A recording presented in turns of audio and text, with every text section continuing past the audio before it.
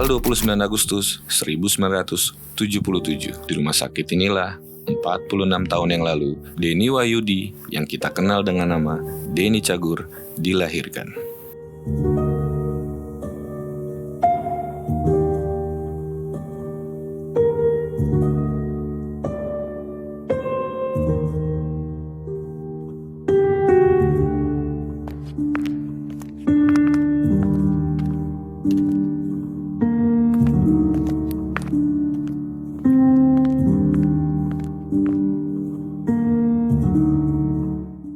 Denny kecil dibesarkan di rumah yang sederhana. Disinilah Denny Cagur menghabiskan sebagian dari masa kecilnya bersama kakek, nenek, dan keluarganya.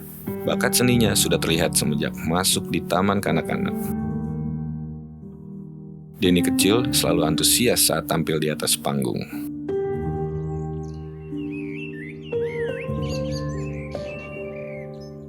Ayahnya Parojali adalah seorang pegawai negeri sipil bagian kependudukan, bertugas di Jakarta yang rutin pulang ke Bandung di setiap akhir pekan untuk menemui keluarganya. Seorang ayah yang sangat menanamkan disiplin kepada semua anaknya.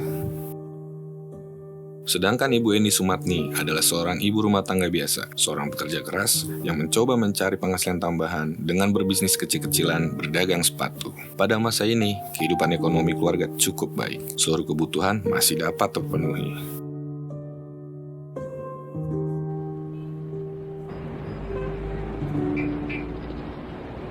Di masa sekolah dasar, Denny Cagur harus menyelesaikan SD-nya di 3 sekolah yang berbeda, karena tempat tinggal yang berpindah-pindah.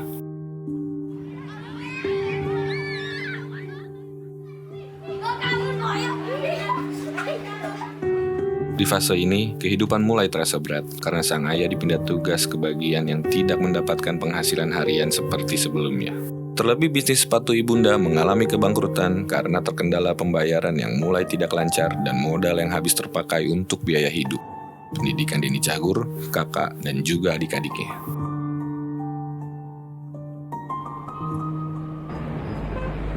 Karena pertimbangan kebutuhan keluarga dan ongkos transportasi Jakarta-Bandung yang harus ditempuh sang ayah di setiap minggunya, akhirnya dengan segala keterbatasan, sang ayah memboyong keluarganya pindah ke Jakarta. Sekitar tahun 1988, saat tiba di Jakarta, Denny Cagur dan keluarga tinggal di rumah kontrakan 7 petak yang harga sewanya sebesar 150.000 per bulan.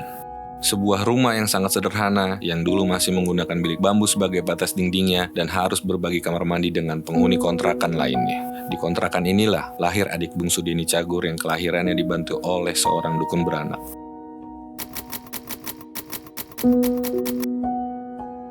Betul sekali. Tahun berapa tuh Pak Haji? Sekitar tahun 1987.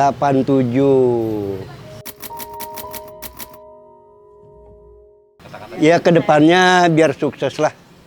Biar yang dicita-citakan terkabul. Di kontrakan inilah Denny Cagur tinggal bersama ayah, ibu, dan 4 saudara kandungnya selama beberapa tahun.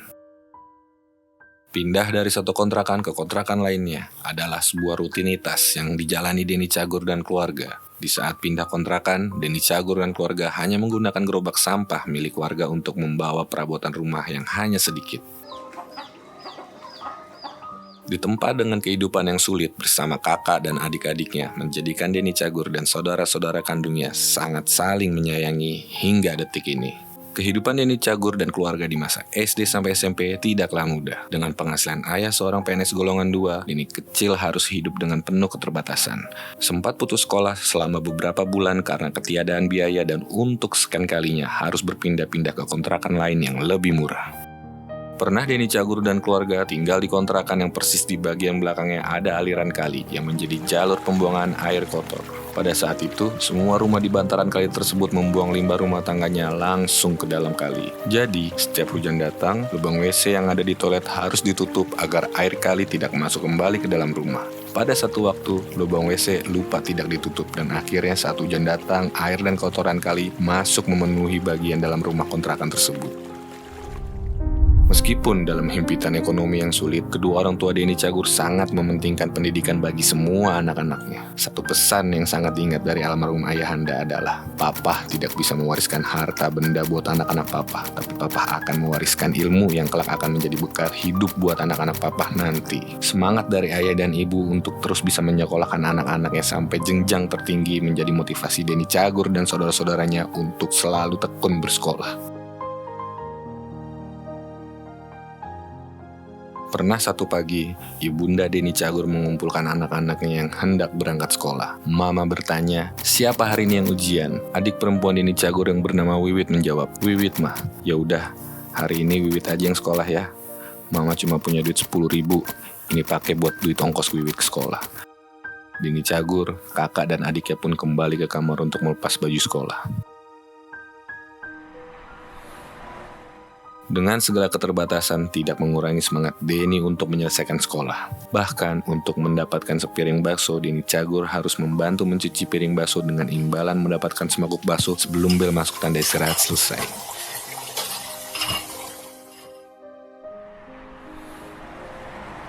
Di masa remajanya, Denny dikenal sebagai sosok yang periang dan humoris. Namun, di saat-saat tertentu, Denny bisa bersikap tegas. Ini terlihat dengan selalu ditunjuknya Denny sebagai ketua kelas, sejak kelas 1 SMP sampai kelas 3 SMA. Banyak pentas-pentas seni yang diikuti oleh Denny Cagur dan teman-temannya, di antaranya pentas operet Jakarta Rup Nawang Wulan yang sukses di acara sekolah saat itu hingga banyak diminta menjadi pengisi acara di berbagai acara sekolah lainnya. Di tahun 1996, Denny Cagur lulus dari SMA 98 Jakarta. Karena minatnya terhadap seni sangat kuat, hasrat hatinya sangat ingin melanjutkan kuliah di Institut Kesenian Jakarta. Namun, niat itu harus diurungkan karena keterbatasan biaya.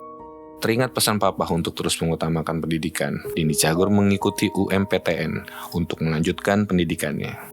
Beruntung Denny Cagur diterima kuliah di UNJ melalui UMPTN. Setibanya di UNJ, hal pertama yang dicari Denny Cagur adalah unit kesenian kampus.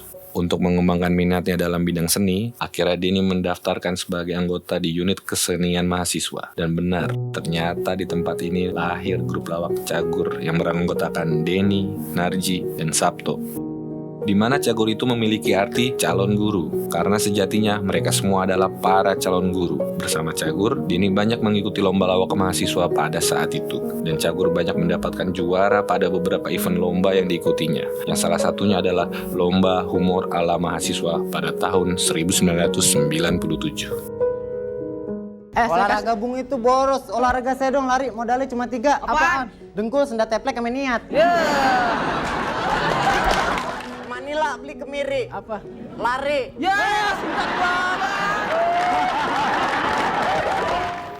Ada secerah harapan setelah menjadi juara ketiga di lomba humor ala mahasiswa tersebut, karena hadiahnya adalah kontrak kerja untuk sebuah produksi acara komedi. Namun ternyata keberuntungan belum berpihak, karena syuting acara itu pun tak kunjung dimulai sampai akhirnya orang-orang mulai kembali lupa dengan nama Cagur. Di sela kesibukan menjadi mahasiswa dan membangun kembali grup lawaknya, Denny kerap mencari penghasilan tambahan dengan menjadi guru les privat, mengajar ke rumah-rumah sepulang kuliah hingga pulang larut malam. Atau bahkan Denny Cagur sering harus terpaksa menginap di gedung UKM untuk menghemat ongkos kuliah. Pada tahun 1998, krisis ekonomi melanda Indonesia saat itu. Kondisi keuangan keluarga menjadi semakin sulit. Dengan 4 orang anak yang saat itu semuanya sedang mengenyam pendidikan, kedua orang tua Denny Cagur harus bekerja lebih keras demi terus bisa membiayai pendidikan anak-anaknya. Bersama adik dan kakaknya, Denny Cagur bahu-membahu membantu ibunya menambah penghasilan keluarga.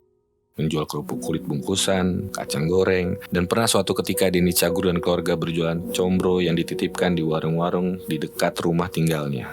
Denny Cagur pergi belanja singkong bersama ibunda ke pasar induk Kramat Jati jam 2 dini hari.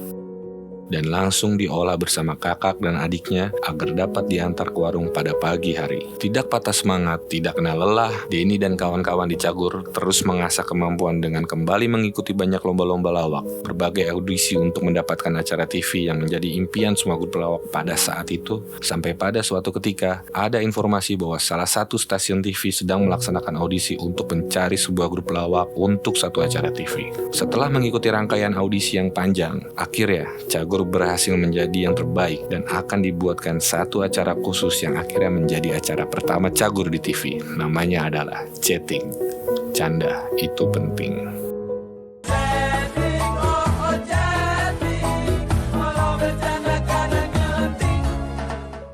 Tahun 2001 jalan mulai terbuka. Walau masih terasa berat karena sebagai komedian baru, nama Cagur belum diperhitungkan. Banyak yang dilalui oleh Denny, Narji, dan Bedu, yang dimana pada proses perjalanannya Bedu harus digantikan oleh Wendy di grup Cagur.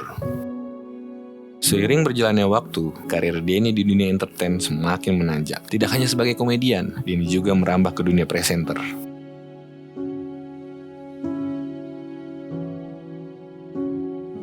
Kesuksesan yang diraihnya tidak membuat Denny lupa diri. Denny begitu menyayangi keluarga, terlebih lagi kedua orang tuanya. Ada 3 hal yang selalu ada di dalam setiap doanya sedari kecil, yaitu Denny Cagur sangat ingin memberikan hadiah rumah, kendaraan, dan membawa orang tuanya ke tanah suci. 3 hal itulah yang sangat ingin Denny berikan kepada orang tuanya. Karena lama tinggal di kontrakan, Denny Cagur sangat ingin membelikan rumah untuk orang tua dan keluarganya agar tidak lagi pindah-pindah kontrakan. Setelah uang tabungannya dirasa cukup, Denny Cagur menghadiahkan sebuah rumah pertamanya untuk kedua orang tuanya.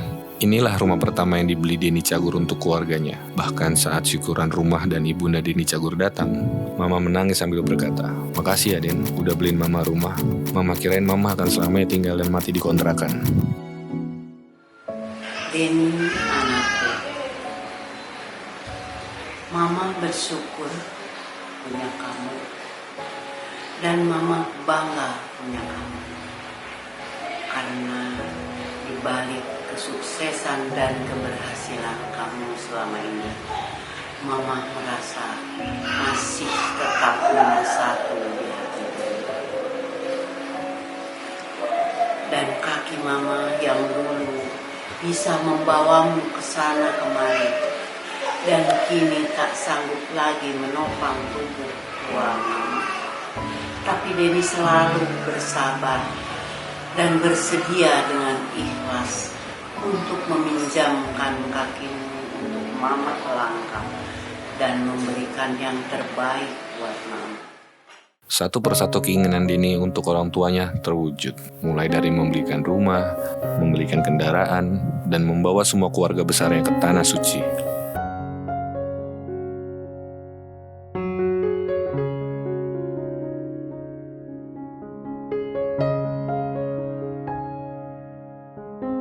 Denny Cagur adalah sosok yang sangat mencintai orang tua dan keluarganya. Bahkan saat Denny membangun rumah pribadinya, Denny membuat lift khusus di rumahnya untuk sang ayah tercinta, yang pada saat itu sudah menggunakan kursi roda dan kesulitan harus melewati tangga saat berkunjung ke rumah Denny. Namun sayang, sebelum liftnya bisa digunakan, ayahanda terlebih dahulu berpulang dipanggil Yang Maha Kuasa. Kesuksesan yang diraih Denny tidak terlepas dari dukungan sang istri, Teh Santi.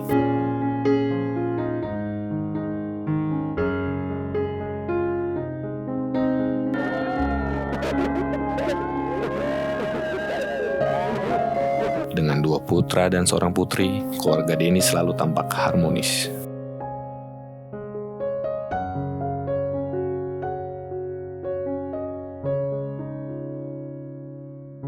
Setelah malang melintang di dunia entertain selama 25 tahun,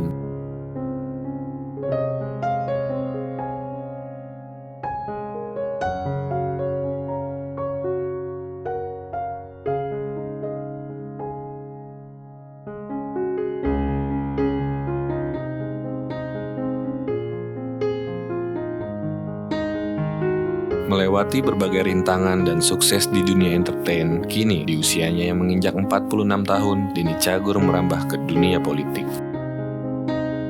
Kini, Denny Cagur menjadi kader dari partai PDI Perjuangan.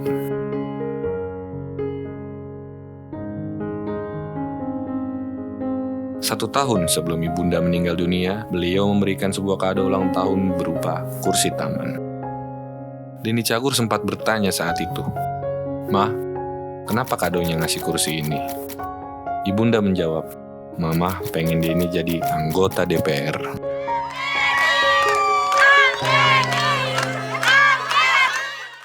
Dengan gelar pendidikan sebagai S1 yang disandangnya, Denny berupaya mewujudkan harapan sang ibunda agar Denny bisa lebih bermanfaat lagi untuk orang lain.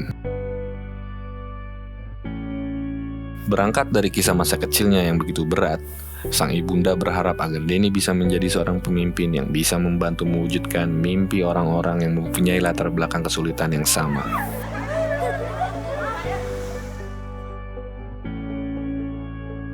Didorong keinginannya di dunia politik yang sangat besar, untuk bisa menjadi pribadi yang dapat memberikan manfaat bagi orang-orang di sekitarnya, Denny Cagur bertekad untuk memberikan yang terbaik untuk tanah kelahirannya dengan menjadi calon legislatif DPR RI untuk Dapil Jabar II yang meliputi wilayah Kabupaten Bandung dan Kabupaten Bandung Barat.